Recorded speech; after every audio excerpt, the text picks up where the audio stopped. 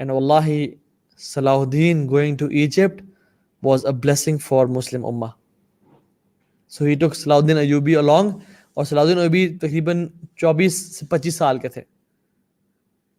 And they went there not to come back, rather to help the Fatimid Khalifa and to gain strength in Egypt, because they knew that Egypt is the place where we need to have strong grounds.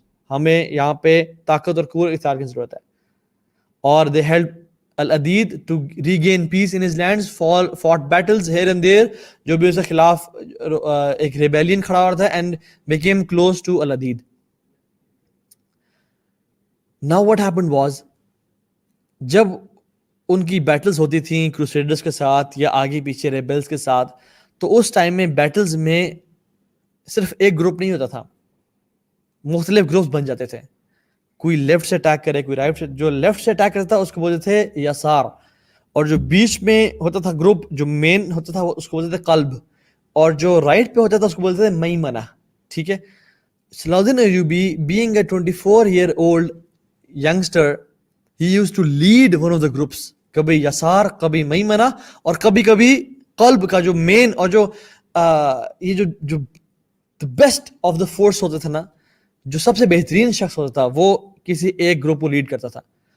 اور جو سب ان میں سے سب کا general یا best ہوتا تھا وہ قلب کو, یعنی جو مڈل کا پورشن تھا, اس کو لیڈ کرتا تھا, because it had the most prominent strategic location in the whole battle. تو کبھی کبھی صلاح الدین ایوبی اس قلب کو, یعنی he had that warrior mindset, he was rough and tough and he was a warrior of deen of Allah subhanahu wa ta'ala. So what happened was, یہ حالات اچھے ہو گئے, ایجپٹ کے حالات اچھے ہو گئے. They were very happy. Al-Adid was very happy with the support and assistance of Salahuddin Ayyubi and Sher Koh. Ultimately what happened was Sher Koh died in 1169. کچھ سالوں بعد Salahuddin became the wazir. Al-Adid نے ان کو وزیر بنا دیا. And Salahuddin Ayyubi, he was so compassionate. ان کا دین کا علم, ان کا لیڈرشپ کوالٹیز اتنی کمال کی تھی, پرومیننٹ تھیں کہ لوگوں کو بھی نظر میں یہ ایک لیڈر تھے, اور العدید کی نظر میں بھی, although ان کا آپس میں سوچ نہیں ملتی تھی, لیکن he made him the وزیر کہ یہی کریڈیبل انسان ہے. And 2 years after the passing of Sher Koh, Al-Adid died as well.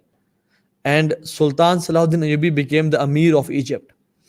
Now in Syria, Nooruddin تھے, ان کے مینٹور تھے, لیکن Salahuddin Ayyubi became more stronger than Syria in Egypt. Egypt پاس آ گیا مسلمانوں کے, اور سیریا پاس آ گیا, اور بیچ میں کروسیڈرز ہیں. اب they had a good strategic location to, کبھی دونوں کٹھے حملہ کر دیتے, کبھی کوئی حملہ کرتا, کبھی کوئی حملہ کرتا کروسیڈرز کے اوپر. لیکن نور الدین چونکہ ان کے پاس اسٹرینتھ کم تھی, اور بیچ میں بہت سارے فتنے فسادات ہونے شروع کیے. اور یہ بات جانے کہ صلاح الدین ایوبی اس دور میں پیدا ہوئے جس دور میں مسلمان آپس میں لڑنے جھگڑنے پہ تلے ہوئے تھے, مسلمانوں میں آپس میں یونٹی بالکل نہیں تھی. تو ultimately what happened was, Noor Uddin he passed away. And صلاح الدین ایوبی, جب نور الدین سیریا میں گزر گیا تو کیا ہوا, سیریا بالکل ٹوٹ گیا, مسلمان آپس میں بکھر گئے, لڑنے شروع ہو گئے, اور کچھ مسلمان تو کچھ ٹرائبس اور کروسیڈرز کو سالانہ پیسے دینا شروع ہو گئے کہ تم ہم پہ حملے نہ کرنا, ہم تمہیں پیسے دیتے ہیں. And that is when Salahuddin Ayyubi came back to Syria, اور واپس مسلمانوں کے لینڈ فتح کیے. اور اللہ اکبر, میں ایک بات بتاؤں, صلاح الدین ایوبی نے زیادہ تر زندگی کا ٹائم مسلمانوں کو یونائٹ کرنے میں اور ان کے مسئلے ختم کرنے میں گزارا. More than 10 years he fought the Muslims تاکہ واپس کٹھے ہو جاؤ. ایک ریجن جو ریبلز ہیں, جو آپس میں فتنہ فساد کر رہے ہیں, اور جو ایک عیاشی والی زندگی چاہتے ہیں, ان کو سائڈ پہ کیا تاکہ مسلمان تو کم از کم یونائٹ ہوں. بیکاز ہی نیو کہ جب تک مسلمان یونائٹ نہیں ہوں گے, جب تک ہم اکٹھے نہیں ہوں گے, ہم کسی کو شکست اور فتح دے سکتے. So he went to Syria, he fought the rebels. Now الحمدللہ کچھ عرصے بعد سیریا بھی ان کا ہو گیا, and he became the sultan of Egypt and Syria. But یاد رکھیں, صلاح الدین ایوبی واز ناٹ دا خلیفہ. دا خلیفہ واز المستنجد. المستنجد واز دا خلیفہ ان بغداد. اور Salahuddin Ayubi, because he had knowledge of Islam, he never said کہ اوکے وہ خلیفہ نہیں ہے, آج کے بعد تمہارا خلیفہ میں ہوں. نہیں, He always took him as his Khalifa. Lekin, since Egypt was under Salahuddin and Syria was under Salahuddin, he had much more power than the Khalifa. Lekin he still respected the Khalifa, and اس خلیفہ نے بھی, چونکہ وہ خلیفہ جو تھے وہ کوئی ایک تو لیوش لائف اسٹائل کے عادی تھے اور نہ کوئی دین کے تڑپ رکھنے والے, نہ کام کرنے والے. سو ہی سیڈ کہ اوکے صلاح الدین تم ہی کام کرتے رہو and you are the sultan of فلاں فلاں فلاں areas. So Sultan Salahuddin Ayyubi became Sultan right then and there of Egypt after many years of hard work and struggle, Hijaz, Syria, Yemen and parts of North Africa. اب Egypt یاد رکھیں, Egypt is a huge area. Egypt جس کے پاس تھا نا, سمجھ لیں دنیا کی اکانومی اس کے پاس تھی, بیکاز نائل ہے وہاں پہ. اگر آپ کبھی ایجپٹ کے اوپر سے گزرے ہوں تو آپ ایک لکیر دیکھیں, جو نائل ہے اس کے ساتھ ساری آبادی ہے, لوگ بستے ہیں اس کے, اور ایک جو ہے نا وہ کراپ پروڈکشن اور ایگریکلچر کے لیے بہت بڑی ایک سورس ہے. Nile is life for them, ٹھیک. اور اس کے نائل کے علاوہ دیکھیں تو it's Red desert, it's nothing. تو جب ایجپٹ ان کے پاس تھا, ایجپٹ سے فورسز اور لوگ تیار تھے جہاد کرنے کے لیے. اینڈ سبحان اللہ, he never wanted to go to Egypt, لیکن سبحان اللہ, اللہ سبحانہ وتعالی wanted him to go to Egypt for the betterment of this ummah. He never wanted to leave the companionship of ulama, and he was a hafiz of Quran, but اللہ تعالیٰ چاہتے تھے him to go to Egypt, کیونکہ ان کو نہیں پتا وہاں پہ کیا خیر رکھی تھی ان کے لیے اور مسلمانوں کے لیے. اسی دور میں he escaped 2 attempts on his life by the assassins, جو کہ crusaders کے پاس تھے. They had assassins and templars and different لوگ جو magicians بھی تھے, and thugs and thieves اور worst لوگ تھے ان کے crusaders کے پاس. And Salahuddin Ayyubi, Allah Akbar, he was a true leader. He used to love people and people used to love him like anything.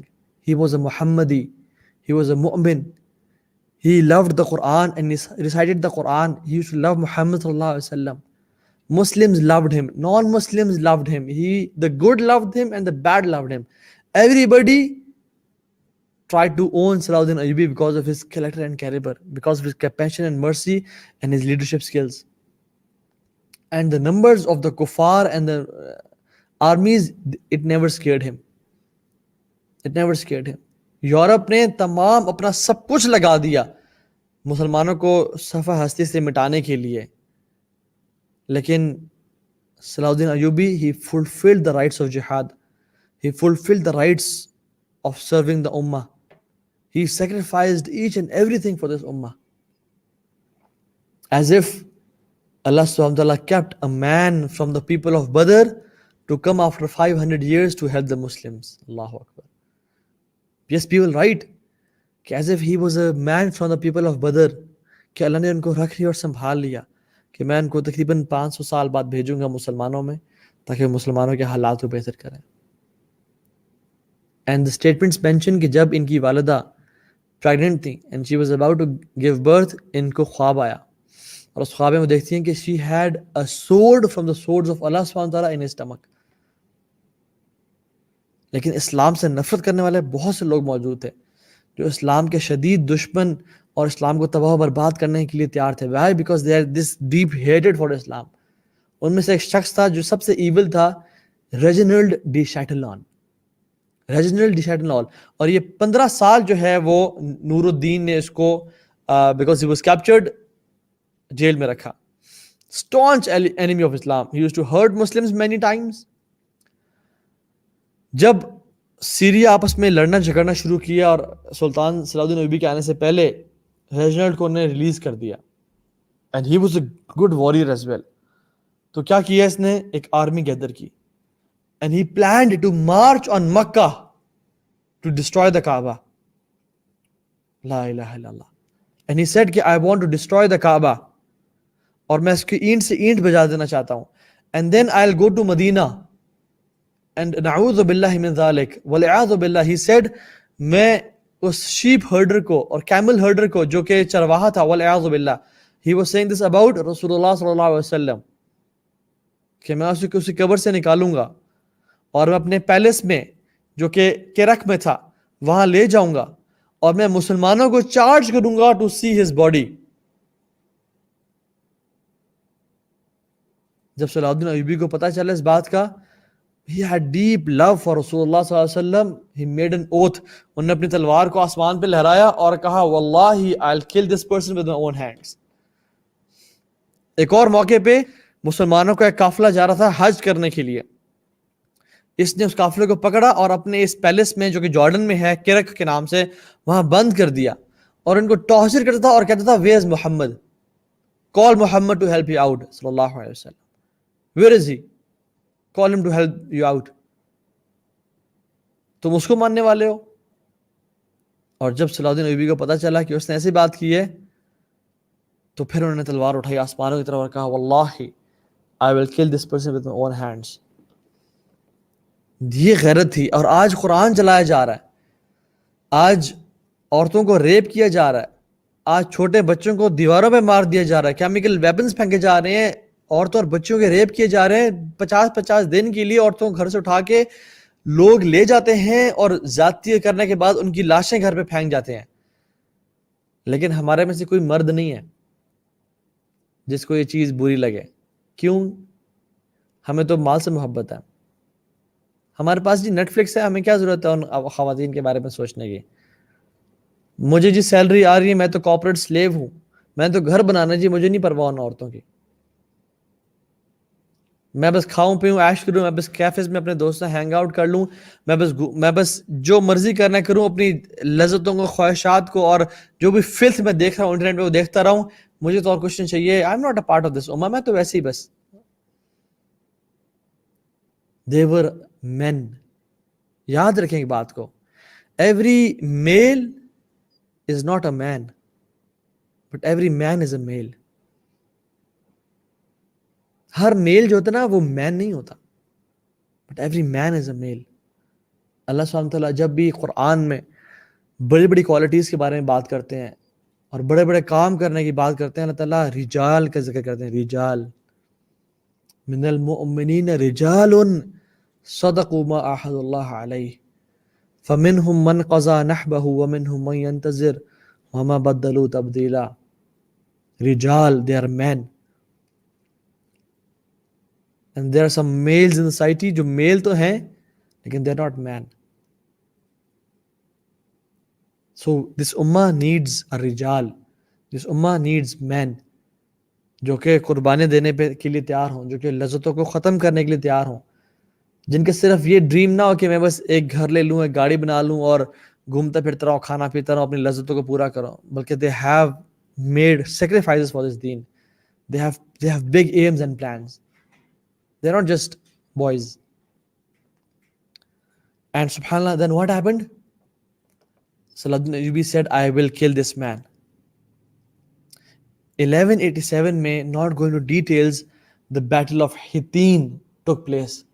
It was the main battle جس میں صلاح الدین ایوبی اور ان کی آرمیز نے اللہ کی طرف سے فتح, and they were much lesser in number than the Crusaders, لیکن they fought the Crusaders اور ان کو تباہ و برباد کر دیا. امام الذہبی فرماتے ہیں کہ it was the greatest victory after the battle of Yarmouk under the leadership of Khalid bin Walid with the Romans. Yarmouk کی جنگ کے بعد جو کہ رومن سے انہی سے کی گئی تھی, خالد بن ولید ان کے امیر تھے اور ان کے جنرل تھے, اس کے بعد جو بیٹل ہوئی مسلمانوں کی اتنے 100 سال بعد, وہ یہ بیٹل آف حطین تھی. اللہ تعالیٰ نے ان کو فتح نصیب کی, اینڈ دے بیٹ دی. اور اس کی ڈیٹیلز ہیں کس طرح سے انہوں نے پلاٹ اور پلان کیا, کیونکہ ایک جنگ جو ہے نا وہ دھوکہ ہوتی ہے اور ایک حرب ہوتی ہے. اس میں you had to be, they were not like they were not like fragile, they were people of strength and substance. انہوں نے پلاٹ کیا اور پلان کیا, اور پھر وہ فورٹ کے پیچھے جا کے, پیچھے سمندر تھا اور کھڑے ہوئے, they used to make the enemies think کہ وہ ہمیں اس طرح سے اٹیک کریں, and they were victorious. اور جب ان کی اینیمیز آئیں تو انہوں نے اپنے تیر انداز مقرر کر دیے تاکہ وہ ان پہ تیر پھینکیں اور ان کی پیس کو سلو کریں, اور وہاں جتنے بھی ویلز تھے ان کو زہر سے بھر دیا تاکہ وہ جو پیاس لگے وہاں سے وہ پانی پئیں تاکہ وہ مر جائیں. اور پھر یہاں سے جس کو بولتے ہیں نا ایک ڈرائی گراس جلایا, اور اللہ کے حکم سے ہوا چلی جو کہ ان تک سارے لوگوں تک پہنچ گئی, and making them suffocate in their own tents and in their own places. And it was, battle is not easy. جنگ ایسی نہیں تھی کہ گئے اور 2-4 تلوار لڑائی اور جیت لیا.